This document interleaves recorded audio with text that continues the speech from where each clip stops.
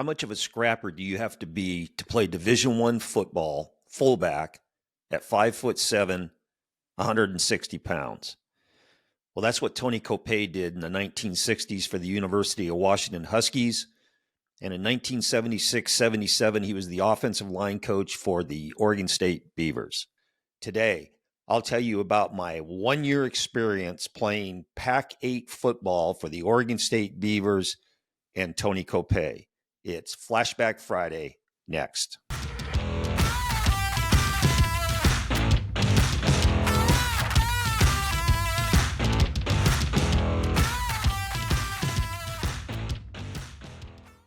This is QB Unfiltered. I'm Coach Keith Simons.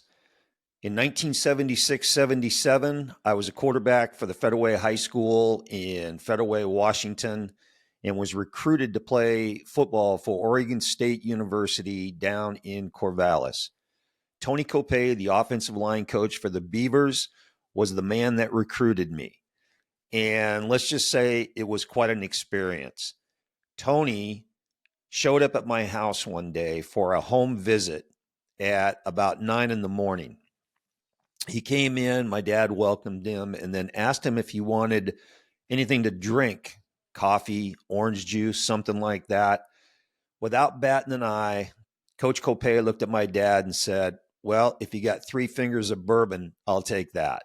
To which my dad said, "Okay, I can do that."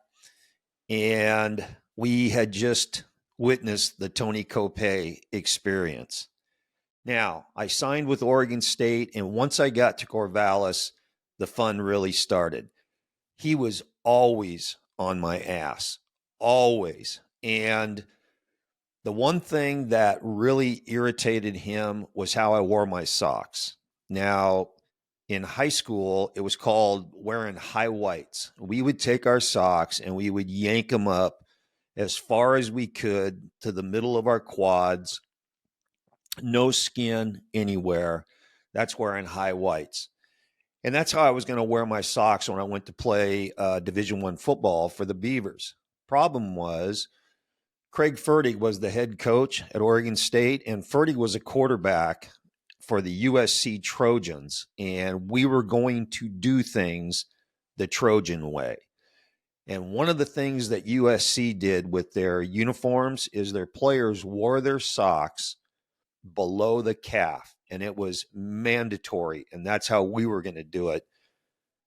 I thought I was special, I thought I was going to do it my way. So the first day of practice, I went bebopping into Parker Stadium, which is now Reeser Stadium, and I've got my high whites on. I am down on one end of the field warming up with some receivers, getting my arm loose. Coach Kopay is 100 yards down the field in the other end zone with his offensive linemen going through some shoot drills and sled drills. And I'm throwing, and all of a sudden I hear this, "Hey, Flash." He called me the Federal Way Flash. I snapped my head up. Parker Stadium was empty. Okay, it's practice. So when he's yelling, his voice is rattling around that entire stadium in like an echo and loud. Coach Kopay had a voice like Selma Diamond in Night Court. He was a chain smoker, and as we said earlier, he enjoyed his bourbon. "Hey, Flash." I looked up at him, 100 yards down the field. "Pull those fucking nylons down." Everybody on the field stopped what they were doing and looked at me, looked at him, looked at me, and I rolled those babies down, and for the rest of the time, I wore my socks down low. Now, one of the things that Kopay did was he never called anybody by their real name. So for me, it was Flash, talking about the nylons and everything. When he would see me in the hallway, in the locker room, on the practice field, he'd walk by me and go, "Hey, Flash, how are they hanging?" And with the offensive linemen that he coached, he always called them by their last name, but he attached the word nuts to the end of their name. So my favorite was a guy named Stack, who was Stack Nuts. and he called all of his guys that. He also had some pretty good sayings that he would use. Two of my favorites were, "Pull your young head out of your young ass." Heard that one a lot. The other one that he would say that cracked me up was, "Go pound sand up your ass." Okay, so I did a great Kopay imitation. Great. And I used to torment my fellow freshmen on the team, and particularly the linemen that played for him. So there was a kid named Johnson who was a freshman offensive lineman from Portland. And I had a habit of just barging into his room at any time of the day and night and just start doing Kopays on him.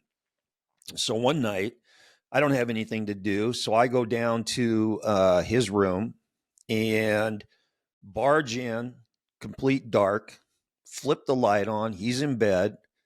And I start doing my Kopay. "Johnson, pull your young." And before I could even say half of the sentence, he reached under his pillow, came up with a gun pointing right at me.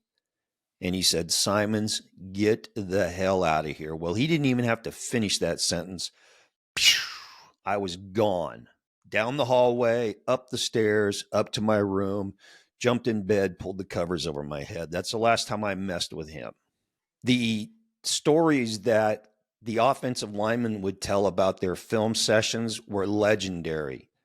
Anything from tripping over the cord on the projector, the 16 millimeter projector, and knocking the whole thing off of the table, to pausing the projector in mid-play, which you can't do, and having the film disintegrate and burn because of the heat of the light bulb. Or my favorite was being so pissed off that he would take the reel of film off the 16 millimeter projector and frisbee it against the wall.